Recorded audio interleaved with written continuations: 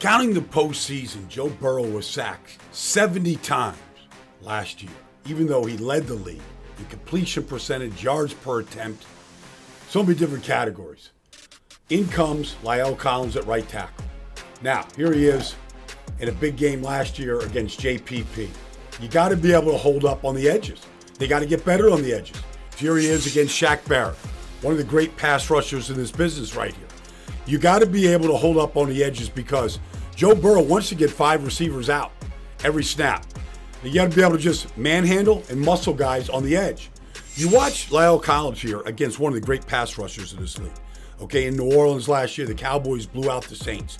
He's going up against Cam Jordan right here on the road, looking at the ball, looking at his man, and just digging Cam Jordan out. It isn't always pretty for La'el Collins, but he's a big body, he's tough, he's got good movement. He should upgrade the right tackle position. Now, they need more help than just the right tackle. They need help at right guard. So here comes Alex Kappa from the Tampa Bay Buccaneers. And coming around on him right here is the great Aaron Donald. Like, he can just stone Aaron Donald right there so that Brady can step up and make this throw in a playoff loss a year ago to the Rams. Now here he is against the Eagles. All right, that's Javon Hargrave, number 97. He's the Eagles' best defensive lineman. Slide protection and keep that pocket flat so that Brady can step up. Hopefully Joe Burrow can step up to make these kind of throws right there to Mike Evans. And in Cincinnati's case, maybe a touchdown to somebody like Jamar Chase or T. Higgins or Tyler Boyd.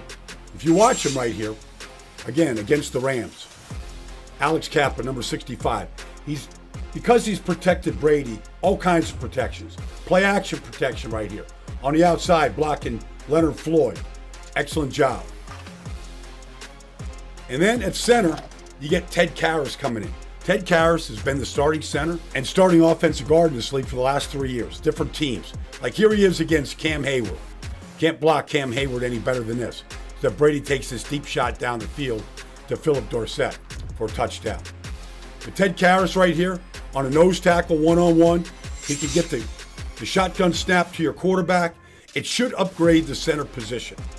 Okay? Be able to hold up so that Burrow can stay in the pocket and rifle missiles down the field like that. But he also has played left guard.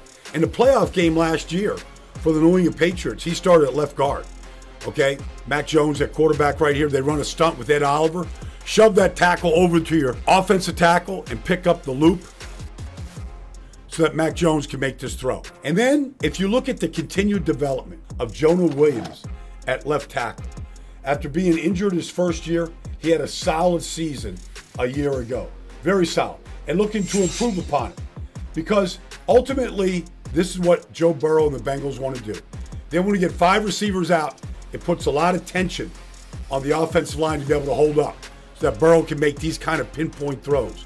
He averaged over 70% completion last year, even though he was the most sacked quarterback in the league.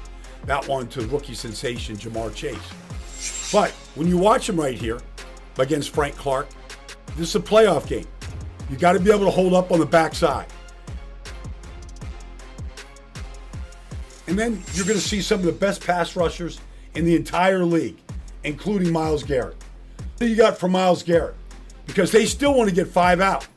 Just like this. They want Burrow to be able to read the defense, go through his progressions like a Ginsu knife to find C.J. Uzomah right there. And then when you play the Steelers twice a year, there's T.J. Watt you got to deal with. All right? So you still want to try to get 5 out. You want to take your shots down the field like they do to T. Higgins. All right? Maybe as good a receiving triumvirate as there is in the NFL.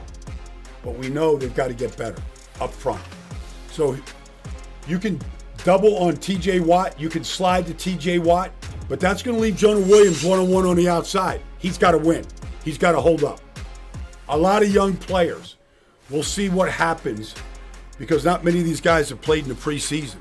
But that should be a better wall for Joe Burrow to go throw his darts around the league like he did a year ago, getting his team within just a whisker of a Super Bowl victory.